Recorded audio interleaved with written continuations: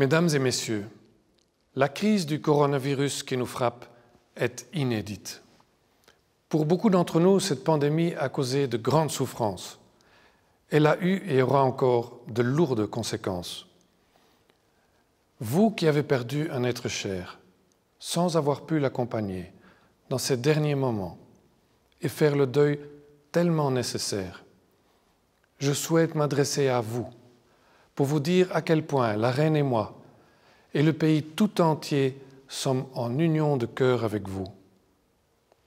Nos pensées vont aussi à vous qui avez perdu votre emploi, vu vos revenus fortement diminuer ou vu votre entreprise faire faillite. Vous qui avez dû abandonner vos projets ou vu vos rêves brisés. Cette crise a dévoilé les fragilités et faiblesses de notre société, en touchant d'abord les plus vulnérables, les aînés, dont je tiens à saluer la dignité face au danger et à la solitude, les enfants, à qui une part d'insouciance a été enlevée, les jeunes, dont le parcours d'enseignement a été fortement secoué. La crise a également aggravé des injustices sociales existantes, touchant durement ceux qui étaient déjà en situation précaire, moins bien logés ou formés.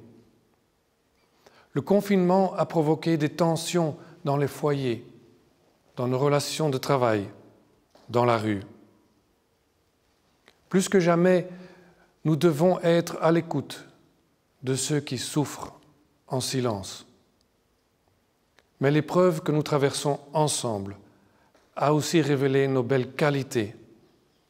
Au cœur des difficultés, nous avons vu à l'œuvre la force de l'entraide et le souci de l'autre. Je pense en premier lieu au personnel soignant, mais aussi aux enseignants. Et en réalité, c'est la Belgique tout entière qui a montré courage et créativité. J'ai pu m'en rendre compte lors de nos nombreux contacts et visites. Et j'en suis très impressionné. Nous avons redécouvert l'importance de l'intérêt général, du rôle de l'État et du service public. Nous avons vu combien peut être fructueuse la collaboration entre secteur privé et public, entre experts et gouvernements, entre universités et centres de recherche, entre les différents niveaux de pouvoir de notre pays. Poursuivons sur cette belle dynamique.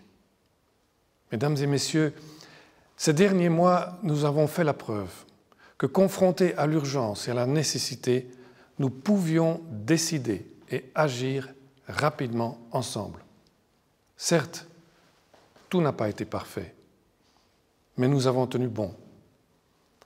Nous avons affecté d'immenses moyens pour préserver notre tissu économique et social et pour passer les caps difficiles qui nous attendent encore.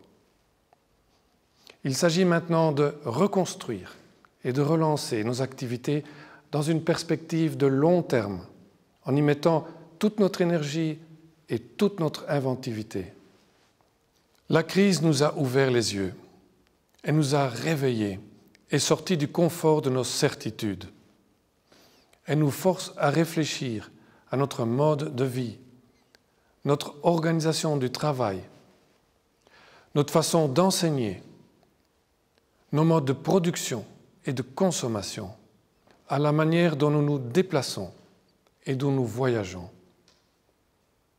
Nous avons maintenant une occasion unique de repenser notre économie et notre société en construisant sur les valeurs humaines que nous avons vécues si intensément, en optant pour des solutions plus équitables et durables, avec ambition et confiance en l'avenir. Mesdames et messieurs, il y a des moments où l'histoire n'attend pas. Pour réussir le gigantesque défi de la relance, chacun de nous est indispensable. Pour mobiliser toutes nos forces, nous avons besoin d'une trajectoire clairement définie. Le pays tout entier réclame maintenant un gouvernement résolu et stable. Ne le décevons pas.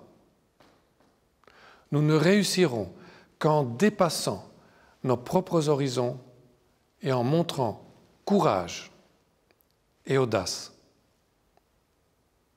La Reine et moi vous souhaitons une belle fête nationale.